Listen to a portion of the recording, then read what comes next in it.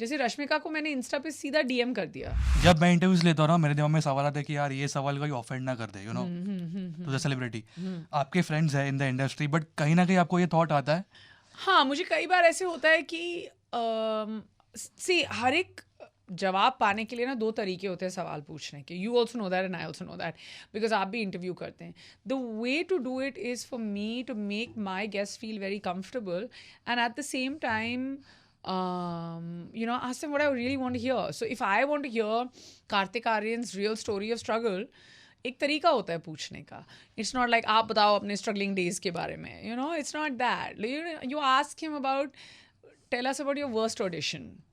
So as a friend you want to know that, but वो अपने आप बताएंगे तुम्हें. So you know my biggest thing is कि किसी के साथ भी इंटरव्यू करने के लिए और किसी के साथ वो to break that ice, एक ही चीज़ ज़रूरी होती है, and that is comfort. If you have comfort in any relationship, in a room, around friends, even if you're going to study something, you'll always go and sit next to that one person who you're most comfortable with. You know, comfortable sharing, comfortable talking, comfortable, whatever, like reaching out for help. So वो बहुत ज़रूरी होता है. And me also, like as a producer and as the host of the show, I also reach out to those people who I'm comfortable with. मुझे ये नहीं है ना कि मुझे मैसेज करके या तो जवाब ना मिले, या फिर कोई सामने से ना कर दे, या फिर ना भी करते हैं अगर डेट्स नहीं होती हैं, क्योंकि मेरा सेट भी उतनी देर के लिए लगा रहता है. तो अगर वो लोग उन महीनों में नहीं फ्री है, अगर किसी का आउटडोर स्केड्यूल है, टोटली अंडरस्टैंड. पर मुझे ऐसे कहीं पे लगता है ये मेरा दोस्त ही नहीं है, तो फिर शायद ना कर दे.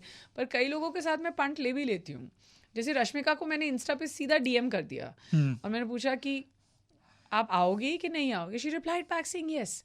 वो अलग बात है, मेरे को 3 महीने लगे to get a date because she is also busy doing other things, पर वो आई, सो वो चांस, रिस्क तो लेना ही पड़ता है लाइफ में. तो कर लेती हूँ मैं.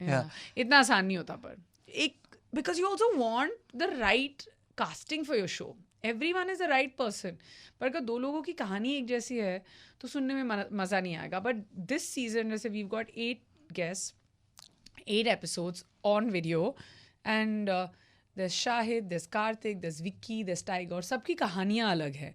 और in the women we have Kriti, Kareena, Rashmika, Ananya, और सबकी कहानियाँ अलग है. We don't have two similar people. तो एक कास्टिंग आपकी गेस्ट की भी ना बहुत ज़रूरी होती है.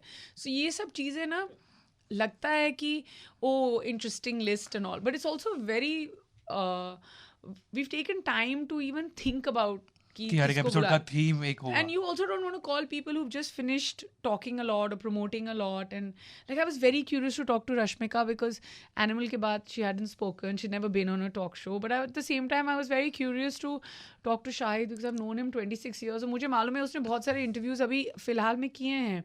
बट जिस तरीके से उसकी और मेरी जो एक केमिस्ट्री है और ये 26 साल पुरानी रिलेशनशिप है वो निकल के आएगी ना. Wanted people to watch it on video.